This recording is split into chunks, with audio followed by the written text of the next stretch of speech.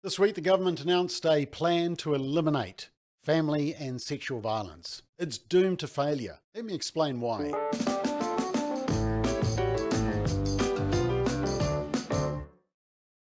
So, the government has announced a 25-year plan to eliminate family and sexual violence. It was announced by Green MP Marama Davidson, and it was based on this document, which is the National Strategy to Eliminate Family Violence and Sexual Violence. Announced by a Green MP would always raise a red flag, wouldn't it? And as we look into it, we'll see lots of those red flags. But just looking at the history of these types of documents, we have been trying to tackle this issue for a long time. Even just back in 1985, there was a Family Violence Prevention Coordinating Committee formed. 1996, Department of Social Welfare Family Violence Unit established.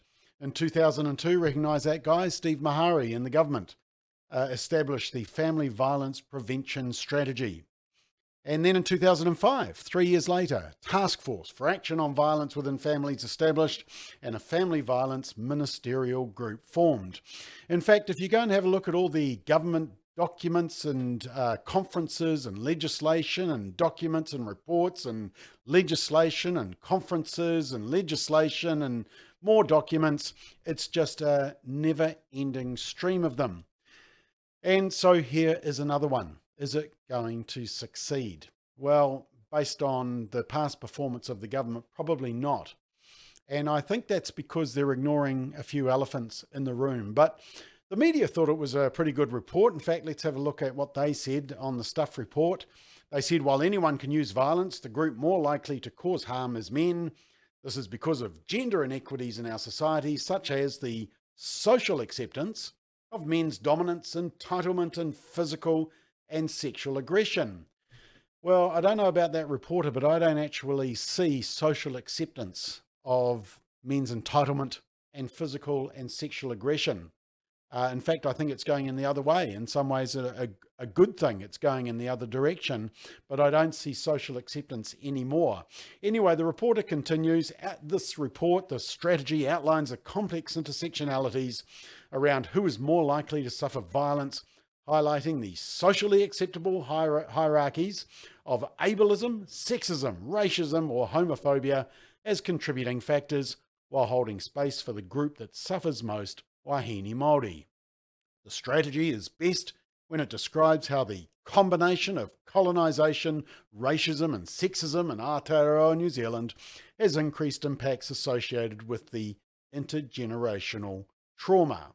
Well, I mean, you can see plenty of evidence from that wording that it's come from the Green Party, but also the whole critical race theory. And once again, ignoring the actual causes of family and sexual violence, which is actually what we want to tackle. This strategy is well-intentioned, but it's flawed. Let's have a look at what some of the researchers says. And it's not that long ago, 2007, the UNICEF report that looked at child well-being said that key risk factors are parental drug or alcohol abuse, single parenthood and weak family ties, in other words, decreasing marriage rates, poverty and poor housing, which often results from that poor family formation, and low maternal age at birth, in other words, teenagers having children. And then we released a report. Lindsay Mitchell wrote a report, a researcher from Wellington, on child abuse and the family structure. And it said that the growth of child abuse over the last 4 to 5 decades has accompanied a reduction in marriage and an increase in cohabiting and single-parent families. And unfortunately, Māori, and to a lesser extent Pacific families, exhibit more of these features and so therefore feature more in the negative statistics around family violence and child abuse.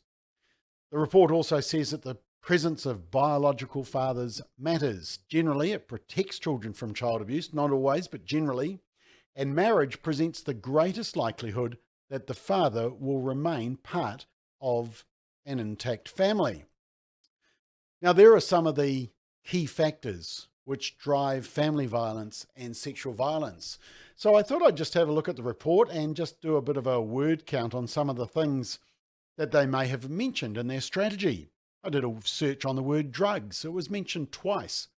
One was actually in relation to that being a victim would drive them to drugs. but it was mentioned just once. Alcohol, same again.